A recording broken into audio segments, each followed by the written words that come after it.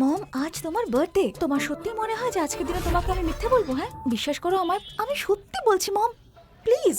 তাহলে আমাকে সত্যিটা বল, এই ধনী ব্যবসায়ীর ছেলে তোকে এখন রিকশায় করে কেন নিয়ে এসেছে? হ্যাঁ, তো সত্যি কথাই তো বলেছে ও। ওর যে ছোট বোন আছে আরে ব্যাস থামো, যথেষ্ট হয়েছে। আর যা কিছু সত্যি মিথ্যে সব এখানেই প্রমাণ হবে। বাহ, খুব ভালো। আজ আমরা সবাই এখানে খাবারে কড়াই পনির খাবো। হ্যাঁ, কারণ ওর একটার পর একটা মিথ্যে ধরে ফেলেছি আমি। আসলে সত্যিটা হলো যে হ্যাঁ আমি হ্যাঁ বলো, আমাকে সত্যিটা বলো যে তোমার কাছে কতগুলো গাড়ি আছে। এতগুলো যে আমি গোনা বন্ধ করে দিয়েছি, তবে 1000 তো হবেই। আচ্ছা, আগে 3টে গাড়ি ছিল আর এখন অগুন্তি হয়ে গেল। আরে মিথ্যে বলার একটা লিমিট থাকে ভাই। তোর মিথ্যে শুনে না লাই ডিটেক্টর রিজাইন করে দেবে রে। আচ্ছা, আমার সত্যিটা শুনলে না তুমি জ্ঞান হারাবে, বুঝেছো? আমার পার্কিং বিলস তোমার ব্যাংক ব্যালেন্সের থেকে বেশি। আর মিথ্যে ভাই, আমি সেই ধরনের লোক যার মিথ্যে ইন্টারনেটে ভেরিফাই হয়। আমার কাছে গাড়ির ফ্যাক্টরি আছে যার নাম লস লাভ। কি করছো? এত বড় বড় ঢপ মারছো? কি মনে হয় তোমার বাবা কি ইলন মাস্ক? হ্যাঁ, যদি আমাদের মিথ্যেটা ধরা পড়ে যায় না, তাহলে সোজা খবরে বেরোবে লোকাল ভিখারি রোমিও হলো ফুল টাইম জোকার।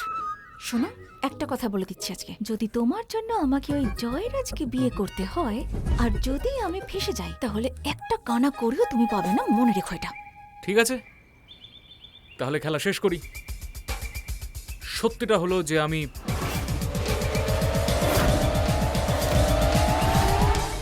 চলুন তাহলে আমি আমার পরিচয় আবারও দিয়ে দিচ্ছি। আমি ঈশান আওয়াস্তে, জিয়ার বয়ফ্রেন্ড। জিয়া আমাকে বেছে নিয়েছে। কি হচ্ছে এগুলো?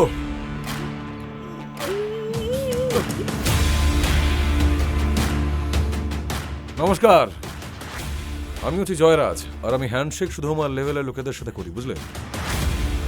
আর আমি হচ্ছি জিয়ার হবু স্বামী। আর আশামাই তো আমাদের বিয়েটা ফিক্স করেছে। আর আশামা একবার যেটা বলে দেন সেই কথা নড়চড় হয় না। কি আশামা, তাই না? হ্যাঁ হ্যাঁ হ্যাঁ, আমি কি করতে পারি শোনা? ওই যে বড় বড় শহরে গিয়ে এরা না নষ্ট হয়ে যায় এই মেয়েরা।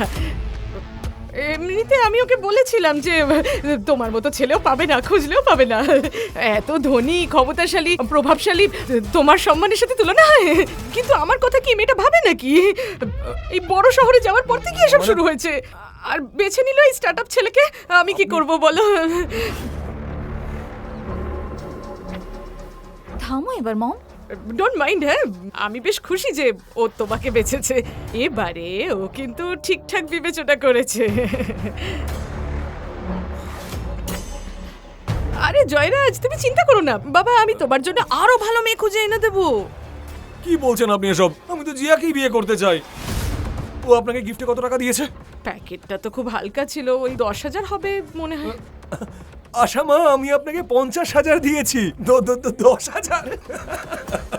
ও যদি সত্যি এত বড় লোক হতো তাহলে গিফটটাও তো বড় লোকদের মতন দিত। এটা তো আমার ডোনেশন মনে হচ্ছে। জয়রাজ, আমি তোমাকে বিয়ে করতে চাই না।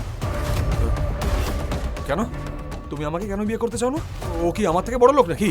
আমার থেকে কি বেশি যোগ্যতা ওর? হ্যাঁ, কারণ আমার কাছে ওর ব্যাংক ব্যালেন্স নয়, ওই মানুষটা ইম্পর্টেন্ট। ও নিজের দক্ষতায় নিজের পায়ে দাঁড়াতে চায়, তোমার মতো নয় যে খালি বাবার টাকা উড়িয়ে বেড়ায়। চুপ কর জিয়া। জয়রাজের সাথে এইভাবে কথা বলে কেউ? বড় শহরে গিয়ে তুই মানুষের সাথে কিভাবে কথা বলে ভুলে গেছিস? আমি বলতে চাইছি, ঈশানের বাবাও কিন্তু কোনো যেসে ব্যক্তি একেবারেই নন, বরং শহরে একজন বড় বিজনেসম্যান। আর ও নিজের পায়ে দাঁড়াতে চাইছে, এমন কারোর মতো না যে নিজের বাবার টাকায় ফুর্তি করতে চায়। ওই বকে যাওয়া ছেলে টাইপস। আরও এরকম কেউ না যে মেয়েদের বাজেভাবে টাচ করে। আচ্ছা, আরে এ কোনো বড় লোক বাবার ছেলে নয়, সেই জন্যই তো ও জিয়াকে রিক্সা করে নিয়ে এসেছে এখানে।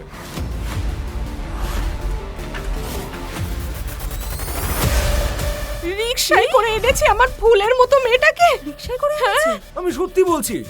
আরে আরে আমার অ্যাসিস্ট্যান্টরা নিজে দেখেছে যে ওরা রিক্সা থেকে নামছিল, তারপরে আবার টাকাও দিয়েছে।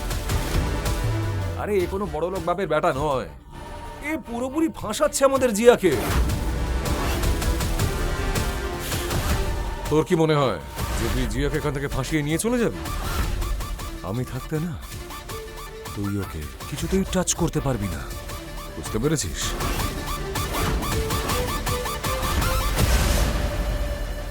পুরো গল্প শোনার জন্য ডাউনলোড করুন পকেট এফএম অ্যাপ এখনই।